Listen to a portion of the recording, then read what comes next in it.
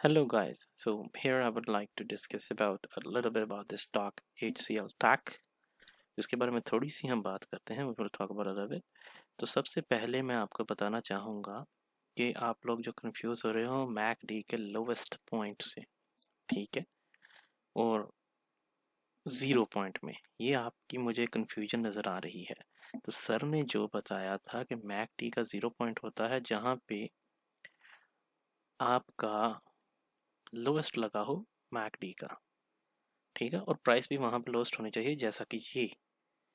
तो आप यहाँ से काउंटिंग स्टार्ट करोगे, लेकिन उसके अलावा भी अगर आप देखो तो लोवेस्ट और ये, ठीक है, ये एक डाइवर्जेंस है, तो यहाँ पे लोवेस्ट है, काउंटिंग स्टार्ट करनी है सर के हिसाब से यहाँ पे, ठीक, यहाँ पे. तो इसे हम यहाँ पे लाइन लगा लेते हैं, इसे थोड़ा सा जूम कर लेते हैं. मतलब सर ने जो कहा है कि हम काउंटिंग स्टार्ट करेंगे ये इस जगह से, ठीक. तो ये काउंटिंग के लिए हम अगर ये आप कहें ये ट्रेंड का ज़ीरो पॉइंट नहीं है, ये मैकडी के लोएस्ट पॉइंट का मतलब ये है कि अब ये पॉइंट बहुत कम ही होगा कि कटेगा. ये है सर का पॉइंट, ठीक है, कि अब ये जो ट्रेंड सारा जा रहा है बहुत less likely it will chop of this, इसे क्लेम करेगा, ठीक, इस पॉइंट को. लेकिन अब इस चीज़ के अंदर एक चीज़ मैं आपको बताना चाहूँगा आपके पॉइंट के अंदर. जब भी आपने चार्ट को एनालाइज करना कि ट्रेंड कहाँ से स्टार्ट हुआ है, तो भूल जाएं इस पॉइंट को थोड़ी देर के लिए. जो मैं करता हूँ मैं भी आपको बता देता हूँ. सबसे पहले चार्ट उठाओ, जब इसके अंदर जितनी अच्छा खासा जिसने ग्रो कर लिया है तो क्विकली वीकली पे उठाओ उसे. वीकली पे उठाओ, फिट करो स्क्रीन, देखो क्या सीन बन रहा है. तो अच्छा खासा डाटा है. मैं इसे मंथली पे कर लेता हूँ, ठीक है. अब मंथली पे देखो ये चीज़ यहाँ पे बन रही है, तो उसके पीछे से ट्रेंड यहाँ से कहीं से स्टार्ट हो चुका है. तो इसके अंदर आपको कन्फ्यूजन भी लग सकती है. तो ये डेली काउंट के लिए तो ठीक है, ओवरऑल काउंटिंग के लिए या पोजीशनल के लिए ये ठीक नहीं है. मे भी वो अपनी लार्जर डिग्री की करेक्शन के अंदर घुस जाए और आप उसको करोगे अब वापस आया कि अब वापस आया कि अब वापस आया, वो आए ना. तो ऐसे स्टार्ट करते हैं. तो इसको आप 0 1 2 लोगे, मैं नहीं लूँगा, ठीक है. बनता तो यही है 0 1 2 3 4. एक तो ये रूल्स इम्पल्स के रूल्स के अगेंस्ट है, ये 1 2 3 4. तो ये 4 इसके अंदर आ गया, तो 5 को यहाँ तक तो ख़त्म होना चाहिए डायगोनल के लिए. तो ये तो चलता जा रहा है, ये 5 नहीं है. तो we can not mark it as 1 2 3 4 5. That's wrong, ठीक है, दैट्स रोंग.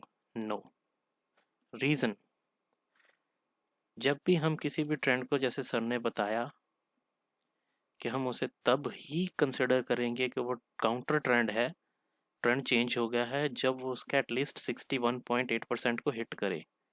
तो यहाँ पे लगाओ. तो क्या इसने 61.8% को क्लेम किया है? नहीं.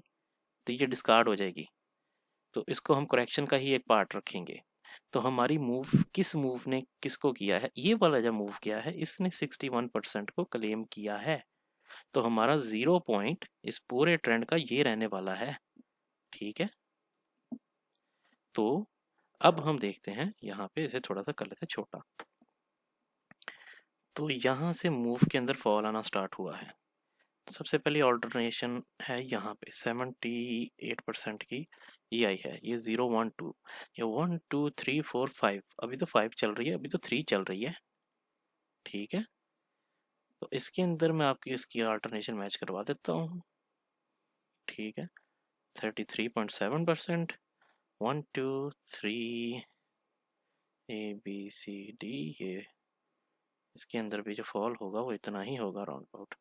जी बताएं, ठीक है. ऑल्टरनेशन मैच हो गई. अब ये फिफ्थ चल रही है, उसकी फिफ्थ की 1 2 नहीं, अभी 1 2, उसकी भी 3 चल रही है. तो 4 और 5 उसके बाद में इतनी करेक्शन आनी है, ठीक है. तो इसको rather I would read it as quickly. अभी आपको बता देता हूँ मैं, ये मेरा 0 पॉइंट रहने वाला है, और ये मेरा है 1, ये मेरा है 2, 1 2 3 4 5, तो ये रहने वाला है मेरा 3 और ये रहने वाला है 4 और ये रहने वाला है 5।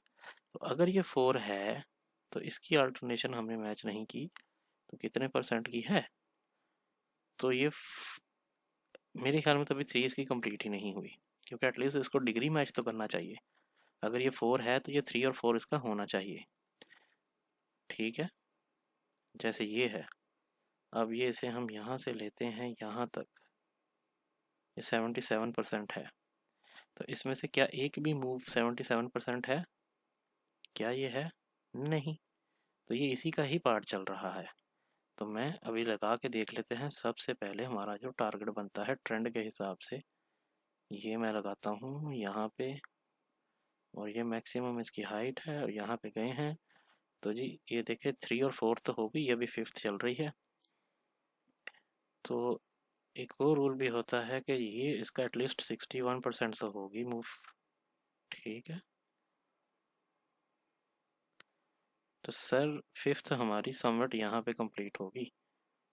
ठीक है, तो 5th मतलब कि 3rd हमारी मुझे लग रहा है कि यहाँ पे कंप्लीट होगी। तो फिर उसके बाद में 4 आएगा, ये भी 3rd कंप्लीट हो रही है। ये इसकी 1 2 3 4 5th, 3rd की 5th स्टार्ट है। ठीक है, 5th 3rd is not even completed yet. तो मैं अभी आपको एक क्विकली मूव बता देता हूँ ये कैसे रहने वाली है। जैसे मैं इसे रीड कर रहा हूँ तो इंशाल्लाह होगी भी वैसे ही। ये 0 1, ये 2, दैट्स योर 3, फिर इतने में ही आएगी 4 और फिर ये 5। ठीक है, तो क्विकली इसको डिलीट करते हैं। अभी आपको पूरी इसकी मूवमेंट ड्रा करके देता हूँ।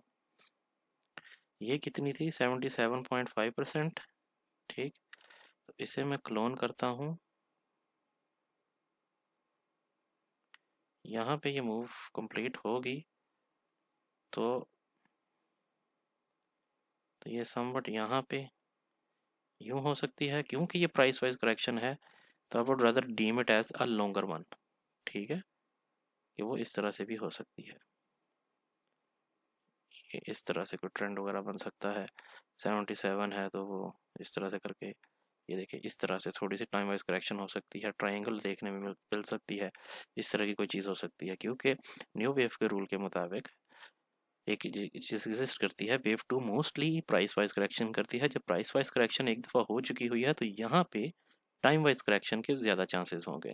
यहाँ पे आपको एक ट्रायंगल देखने में मिल सकता है, यहाँ पे कुछ मतलब WXY की फॉर्मेशन हो सकती है। तो इस तरह से करके थोड़ी सी कॉम्प्लिकेटेड, टाइम कंज्यूमिंग यहाँ पे करेक्शन मिल सकती है, लेकिन ओवरऑल फॉल उसका समवट अराउंड यही निकल रहने वाला है। ये 21 बार्स में नहीं था, ये 74 बार्स में हो सकती है, उसका डबल ले सकती है, इवन ट्रिपल ले सकती है।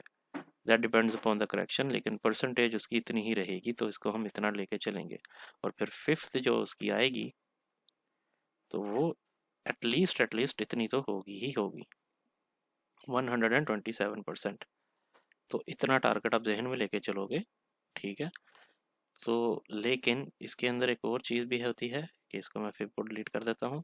जब भी आपने नियम वेव के अंदर जब आपकी 3rd वेव एक्सटेंडेड हो तो एक चीज़ होती है कि जितनी आपकी ये 1st वेव है, मोर और लेस 5th भी उतनी ही होगी। ठीक है, एक चीज़ तो ये एग्जिस्ट करती है। ये मैं आपको कुछ टारगेट एरियाज बता देता हूँ। तो इतनी तो ये 127% ही बनती है ऑलमोस्ट। ठीक है, या जो ज़्यादा केसेस में होता है एटलीस्ट उसकी वो यहाँ से अगर आप हम लेंगे और पूरी मूव का और फिर 4th का, तो एटलीस्ट 61.8% तो होना ही चाहिए। इतना ये मैक्सिमम जा सकता है। ठीक हो गया, थैंक यू।